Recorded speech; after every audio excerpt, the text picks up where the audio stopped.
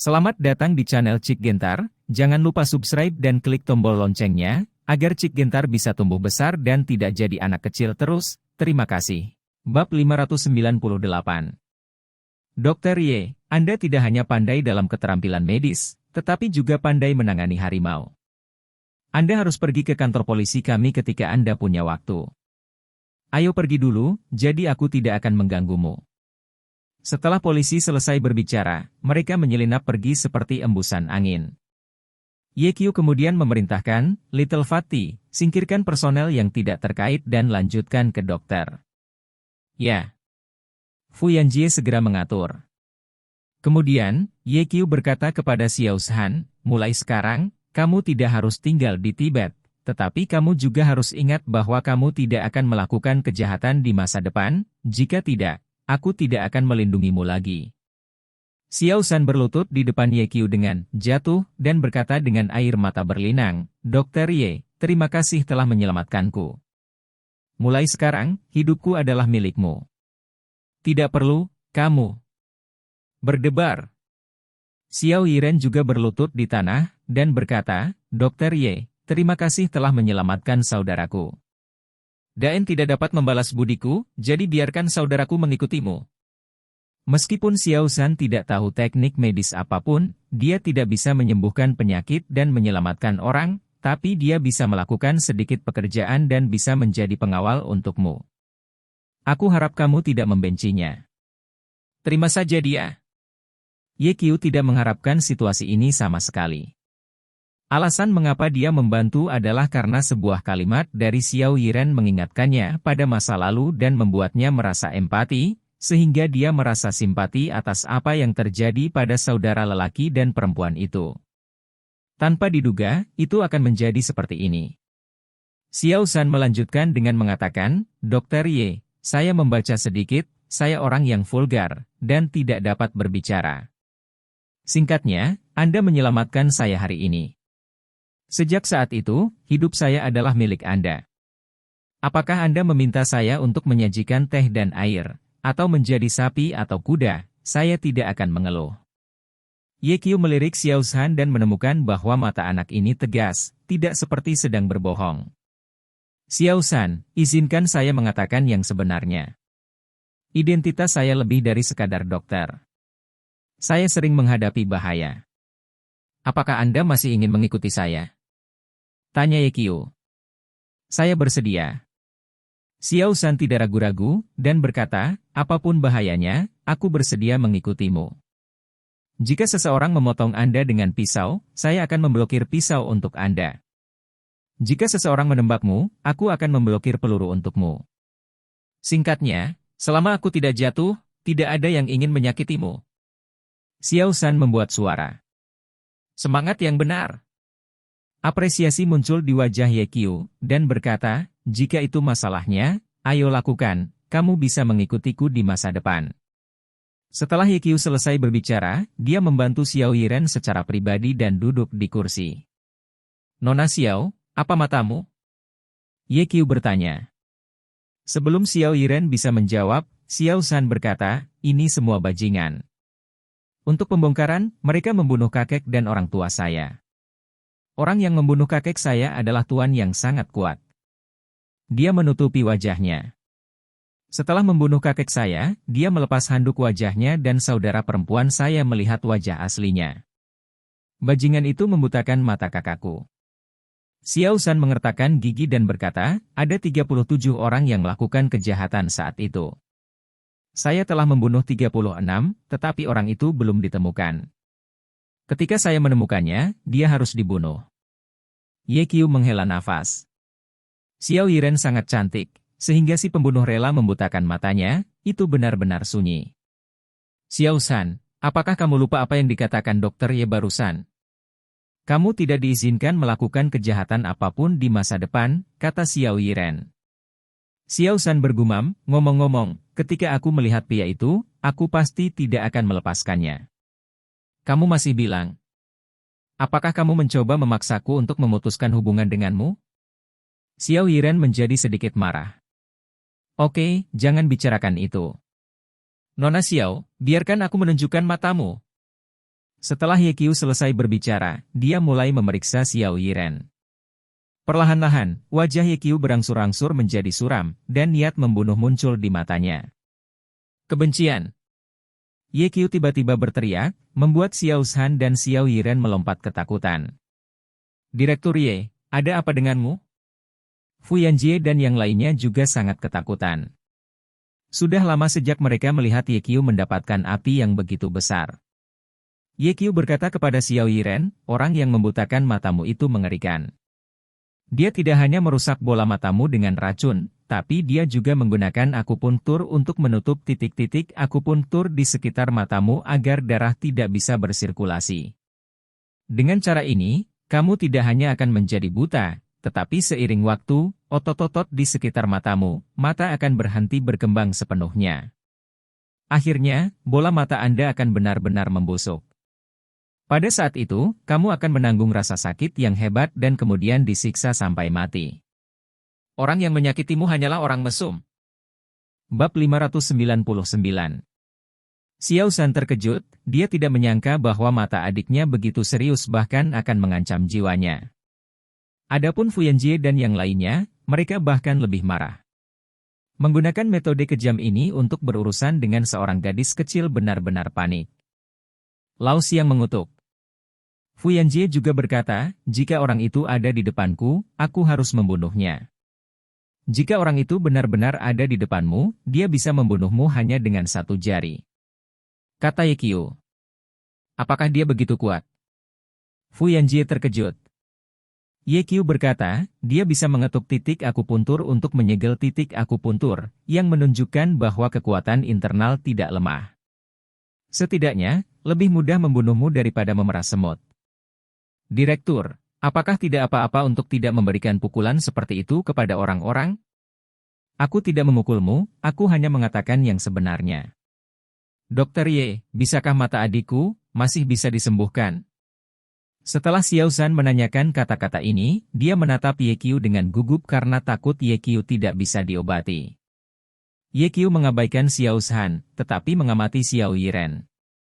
Dia menemukan bahwa setelah dia mengatakan yang sebenarnya, wajah Xiao Yiren secara mengejutkan tenang dan tidak ada perubahan suasana hati sama sekali. Ini tidak normal. Apakah kamu tidak takut? Ye Qiu bertanya dengan lembut. Xiao Yiren tersenyum sedikit dan berkata, aku tidak takut. Kenapa? Ye Qiu bingung.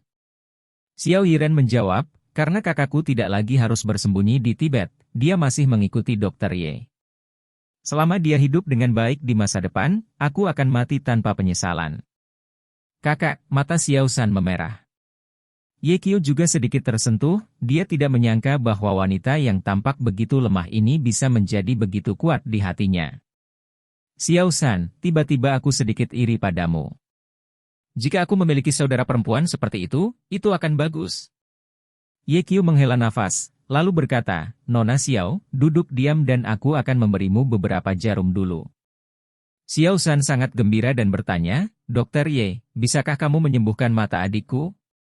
Itu tidak akan berhasil baginya untuk mendapatkan kembali penglihatannya segera, karena titik akupuntur telah disegel terlalu lama, atrofi otot sangat serius, dan bola mata rusak oleh racun, dan tidak mungkin untuk menyembuhkannya dalam waktu singkat. Waktu singkat. Mendengar kata-kata Ye Qiu, wajah Xiao Zhan menjadi gelap. Ye Qiu berkata lagi, namun, sama sekali tidak ada masalah dengan menjaga nyawa adikmu. Benarkah? Xiao Zhan sangat terkejut, dan kemudian berlutut di tanah dengan plop, bersujud kepada Ye Qiu, dan berkata dengan penuh terima kasih, Dokter Ye, terima kasih. Xiao Zhan, kamu akan menjadi orangku di masa depan. Ada satu hal yang ingin aku katakan padamu, kamu harus menyimpannya di hatimu. Dokter Ye, katamu. Bab 600. Ye Qiu berkata, pria itu memiliki emas di bawah lututnya, dia berlutut ke langit, berlutut, dan orang tuanya berlutut. Jangan berlutut dengan mudah di masa depan. Kamu harus ingat, ikuti aku, jangan sombong, tapi kamu harus sombong. Ya ampun, kamu lebih suka berdiri untuk hidup daripada berlutut untuk mati. Apakah kamu mengerti? Xiao Zhan mengangguk, saya mengerti. Lalu apakah kamu mengingatnya? Ye Qiu berkata lagi. Xiao San berkata, aku ingat itu. Ye Qiu berkata, mengingat saja tidak cukup. Kamu harus menyimpannya di dalam hatimu. Tidak peduli adegan apa yang kamu hadapi di masa depan, kamu harus ingat apa yang aku katakan hari ini. Ya. Xiao San setuju dengan keras. Bangun. Ye Qiu mengeluarkan jarum emas, menyerahkannya kepada Fu Yanjie, dan berkata, ambil 5 jarum, 3 panjang dan 2 pendek, dan desinfeksi mereka. Oke. Fu Yanjie mengambil jarum emas dan dengan cepat mendisinfeksinya. Pada saat ini, Ye Qiu berkata kepada Xiao Yiren, Nona Xiao, saya akan membersihkan titik akupuntur yang tersumbat untuk Anda. Ini akan sedikit sakit pada awalnya, jadi Anda harus bersabar. Dokter Ye, lakukanlah, aku tidak takut, kata Xiao Yiren dengan tenang. Bagus. Suara Ye Qiu jatuh, mengepalkan kedua tangan, menjalankan kekuatan batinnya, dan kemudian mendorong kekuatan batinnya ke jari telunjuk kedua tangan.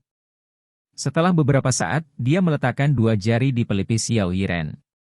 Ada lebih dari 1 titik akupuntur di sekitar bola mata Xiao Yiren, tetapi beberapa titik, jika dikeruk satu persatu, maka kecepatannya terlalu lambat, dan Xiao Yiren juga akan menderita rasa sakit yang luar biasa. Oleh karena itu, Ye Qiu memutuskan untuk memulai dari kuil. Kepala adalah kepala dari 6 matahari, dan pelipis adalah titik akupuntur terpenting di kepala. Tujuan Ye Qiu adalah membiarkan Nei Jin memasuki titik akupuntur lain dari pelipisnya, dan dengan paksa menerobos titik akupuntur yang disegel milik Xiao Yiren. Kecepatan ini tidak hanya cepat, tetapi juga membuat orang Xiao Yi menderita sedikit rasa sakit. Orang tua wanita itu meninggal, dia dibutakan lagi, dan dia melarikan diri bersama adik laki-lakinya selama 3 tahun, sangat menyedihkan. Ye Qiu tidak ingin membuatnya terlalu menderita.